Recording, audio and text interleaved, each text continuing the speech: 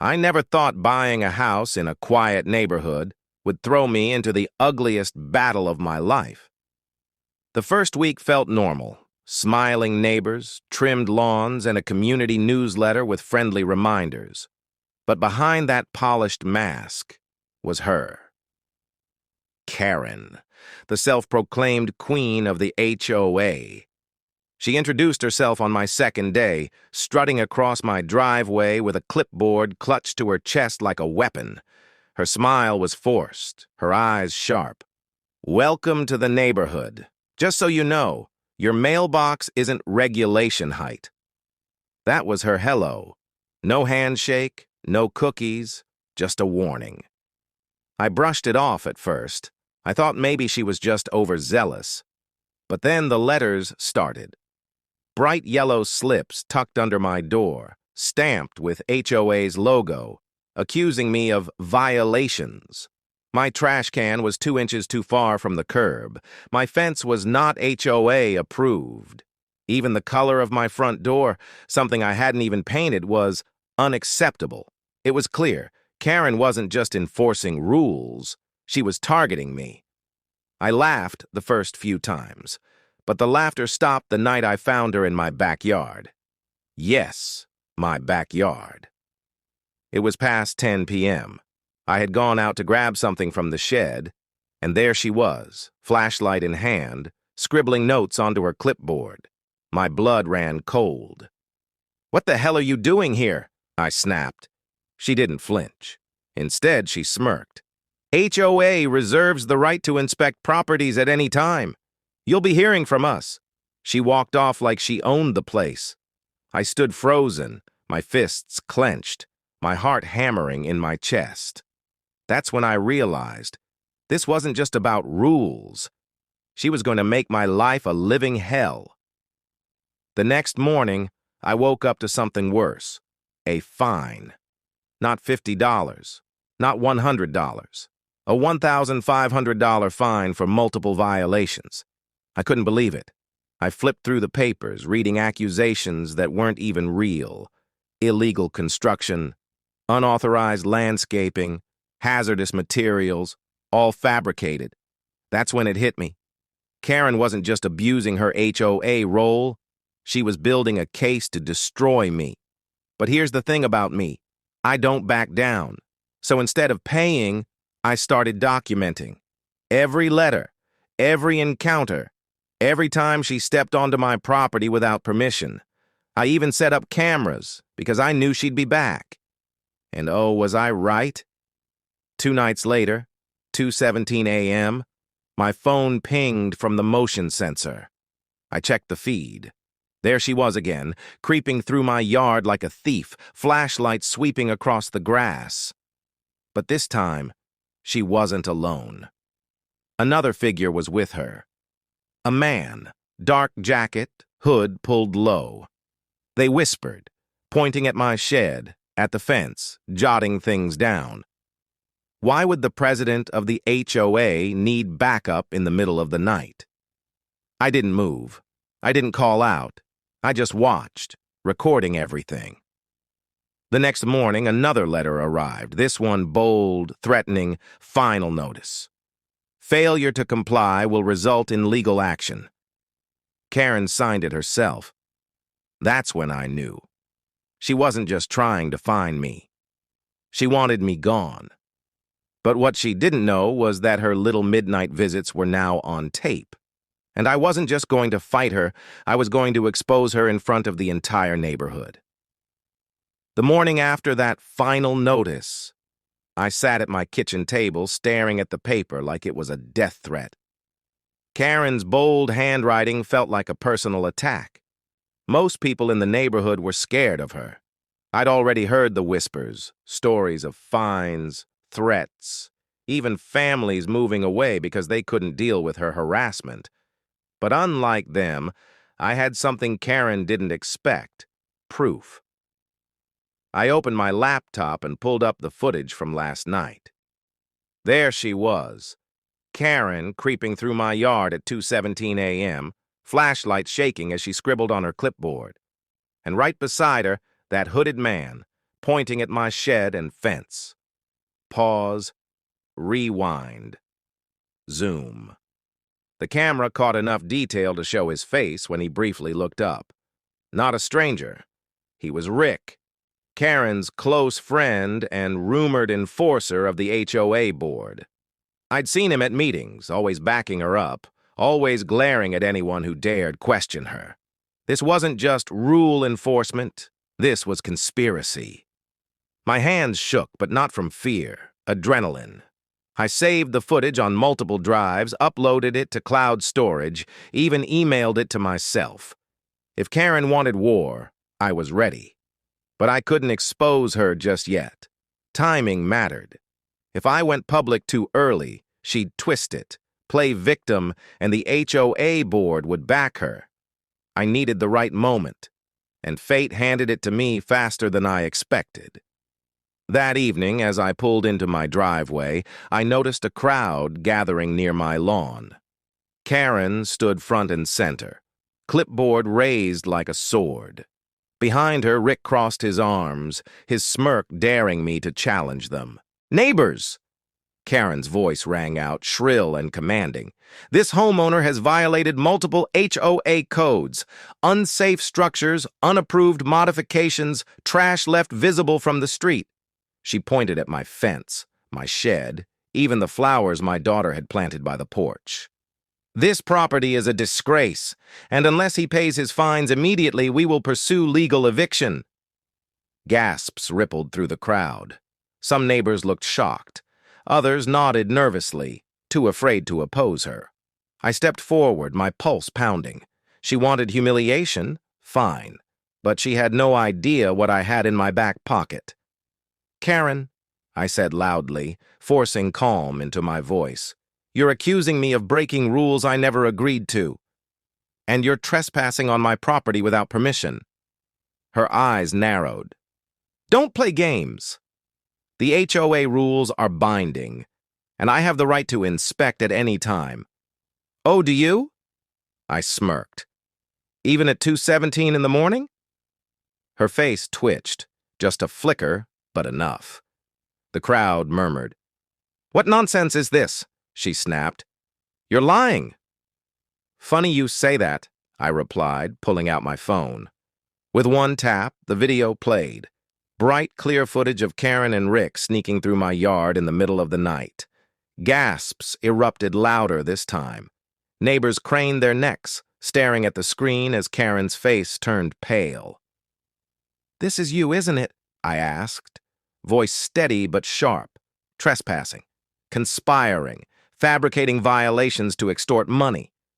For the first time, Karen's confidence cracked. She stammered, That's taken out of context. We were conducting an inspection." "At 2 in the morning, I shot back. "With your boyfriend hiding in a hoodie?" The silence that followed was deafening. Even the most timid neighbors were glaring now, whispering among themselves. Someone muttered, "She's gone too far." Another, "We pay fees for this?" Karen's lips trembled, but she tried to regain control. "He's twisting everything." "Don't believe." But before she could finish, Rick stepped forward, fists clenched, as if intimidation would silence me. That was his mistake. Because the next card I played was bigger, I raised my phone higher, showing the crowd the second clip. The part where Karen and Rick pointed at my shed, whispering like criminals planning a break-in. The audio was faint, but one phrase was crystal clear. "We'll say it's unauthorized storage. That'll add another fine." The crowd erupted. People shouted over each other, voices rising with anger. Years of frustration boiled over. For the first time, Karen wasn't in control. Her own neighbors were turning on her, and I hadn't even revealed everything yet. Because what Karen didn't know was that this was only the beginning of my evidence, and the real exposure was still to come. The crowd's anger that night should have ended Karen's reign. Neighbors whispering, pointing, even shouting. It was the first crack in her armor. For the first time, she looked powerless. But Karen wasn't the type to surrender. Number. She thrived on control, and when she lost it, she became dangerous. The very next morning, I found the consequences waiting on my doorstep. A thick envelope stuffed into my mailbox. Inside, legal documents. Notice of lien, stamped in bold across the top. According to the papers, Karen and the HOA board were placing a lien against my home for unpaid violations. If it held, they could eventually force me into foreclosure. I felt my chest tighten. This wasn't just harassment anymore. She was coming for my house. I stormed to the HOA office, but of course Karen was ready. She sat behind a desk like a queen on her throne, Rick leaning against the wall like her silent bodyguard. "You think your little video changes anything?" she sneered. "You embarrassed yourself, not me. And now you'll pay the price." I slammed the lien notice on her desk. "This is illegal, Karen. You fabricated violations and I have proof. You can't steal my home." Her smile widened, slow and venomous. "Oh, but I can. And even if you drag me into court, who do you think they'll believe? Me, the HOA president elected by the community, or you, the troublemaker who refuses to follow rules?" Rick chuckled under his breath, and I realized the truth. This wasn't just Karen's crusade. The entire board was under her thumb. She had power, allies, and wasn't afraid to use both. But what she didn't know was that I wasn't fighting alone anymore. That night, 3 neighbors knocked on my door, people I barely knew, an older couple and a young father, each carrying their own stories. They'd been fined, threatened, humiliated, and they'd stayed silent, afraid of retaliation. But after seeing my video, they weren't silent anymore. "We're tired of her," one of them whispered. "If you're willing to fight, we'll stand with you." For the first time, I felt hope. This wasn't just my battle, it was the whole neighborhood's. We formed a plan. I would gather every shred of evidence while they spread the word quietly, neighbor to neighbor, until enough people were ready to confront her. But Karen must have sensed something shifting, because the next week, her tactics grew darker. First, my trash bins mysteriously disappeared, gone overnight. Then my mailbox was smashed, letters scattered across the lawn. And one night, as I walked out to my car, I found the windshield shattered, glass glinting under the streetlights. I knew it was her. I couldn't prove it, but I knew.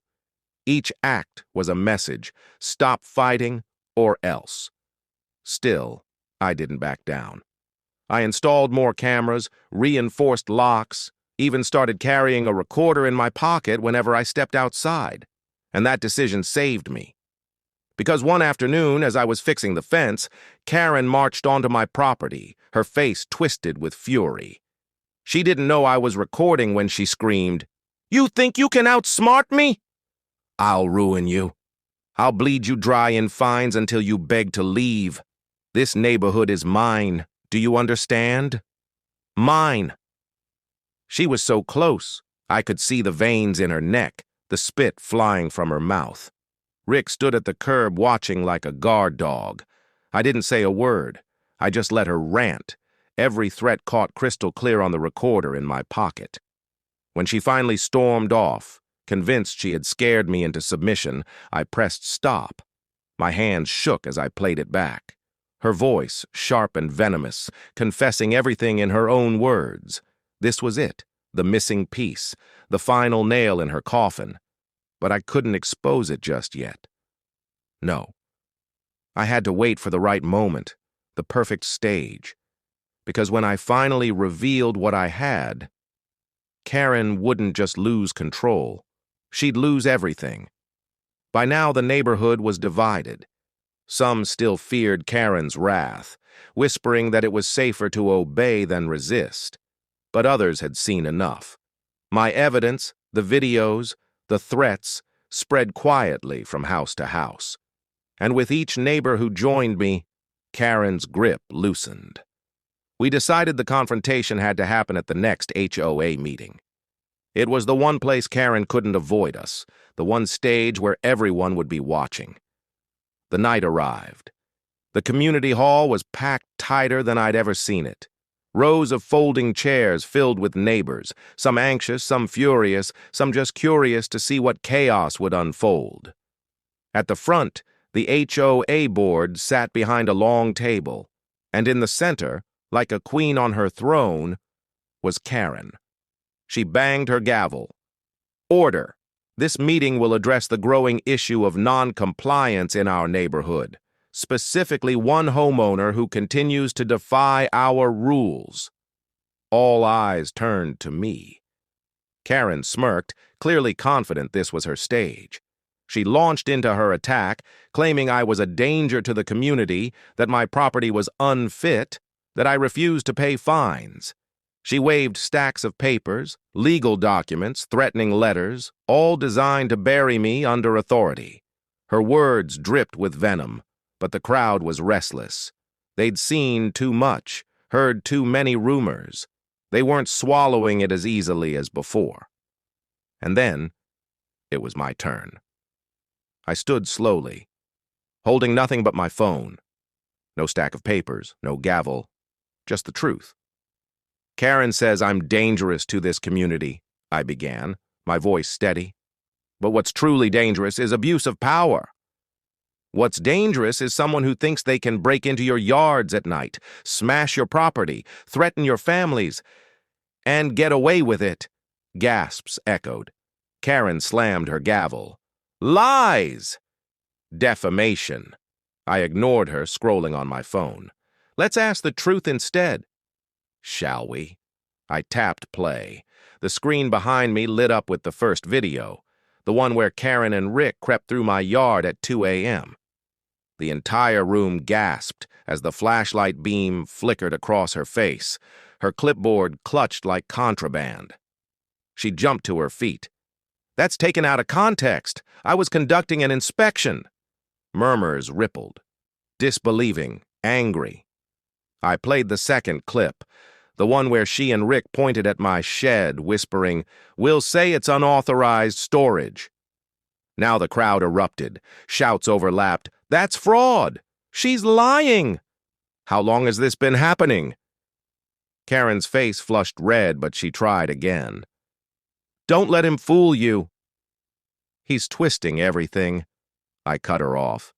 "Then maybe the board would like to hear this." I pressed play on the audio recording. Her voice filled the room, sharp and venomous. "You think you can outsmart me? I'll ruin you. I'll bleed you dry in fines until you beg to leave.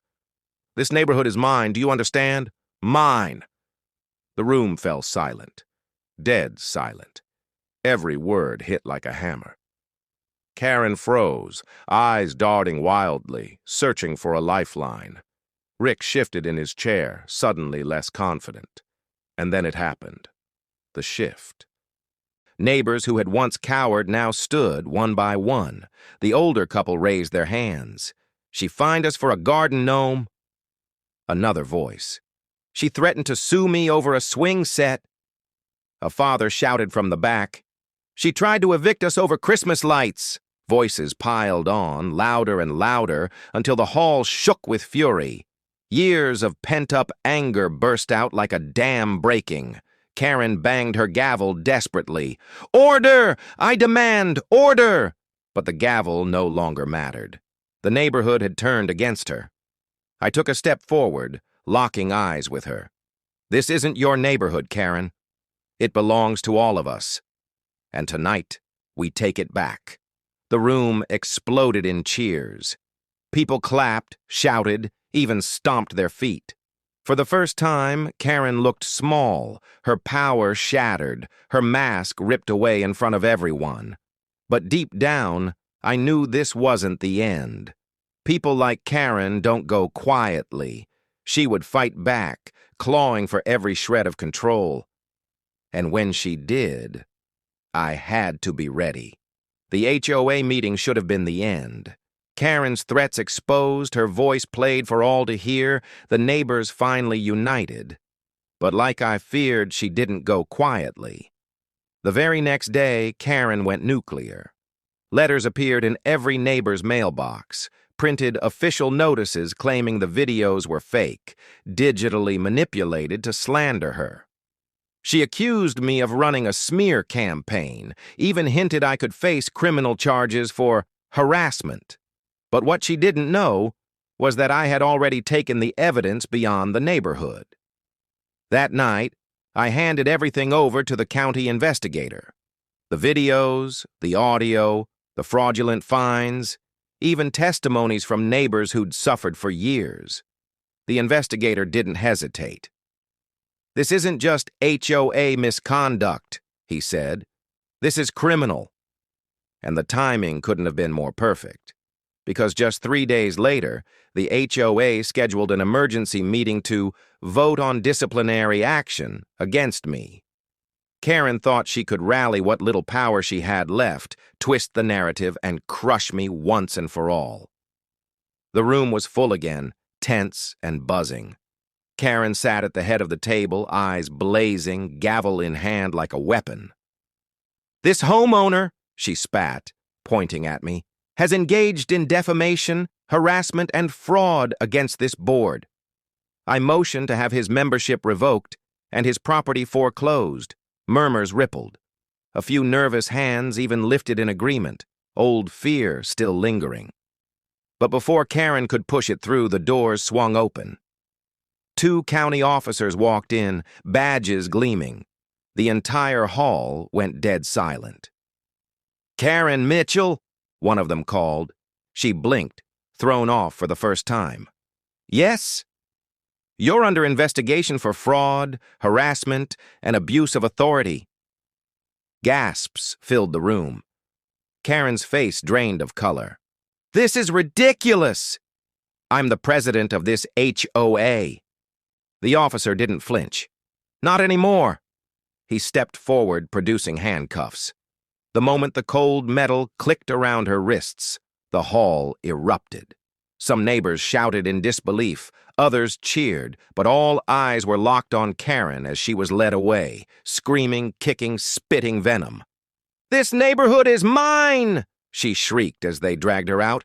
"You'll regret this!" All of you, but her words no longer had power. For the first time, the community was free. In the days that followed, everything changed. The board was restructured, new leadership voted in by the people who had lived in fear for so long. Fines were rescinded, liens removed, and neighbors finally felt safe to decorate their homes, plant their gardens, and live without constant threats. And me? I became the accidental hero. But here's the truth. I wasn't a hero. I was just the first person to say no and refuse to be broken.